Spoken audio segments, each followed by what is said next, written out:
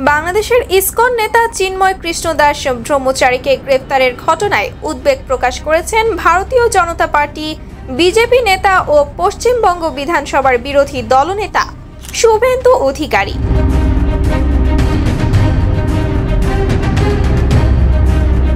তিনি বলেন, গ্রেফতারের খবরে তিনি বিচলিত ও চিন্তিত।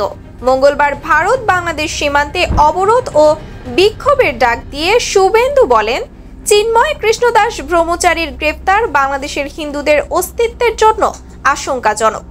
আমরা তার নিঃশর্ত মুক্তির দাবি করছি। তিনি সংবাদ মাধ্যমকে বলেন, আমরা আগামীকাল ২৬ November Bangladesh deputy high commission ও ভারত বাংলাদেশ সীমান্তে বিক্ষোভ দেখাবো। কৃষ্ণ দাস ব্রহ্মচারীকে ২৪ ঘন্টার মধ্যে মুক্তি দিতে হবে।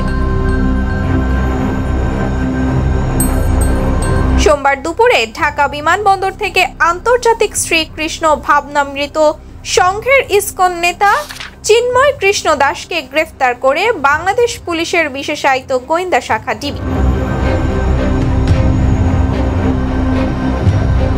গত ৩০ অক্টোবর চট্টগ্রাম নগরীর কোতোয়ালি থানার চিন্ময় কৃষ্ণ দাস সহ ১৯ জনের বিরুদ্ধে মামলাটি দায়ের করা হয়।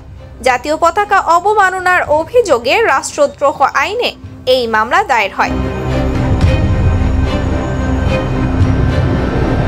চিন্ময় কৃষ্ণ দাস আলোচিত হিন্দু সংগঠন ইসকনের অন্যতম সংগঠক। তিনি সনাতন জাগরণ মঞ্চের মুখপাত্র হিসেবেও দায়িত্ব পালন করছেন। সনাতন ধর্মাবলম্বীদের কাছে তিনি চিন্ময় প্রভু নামে পরিচিত।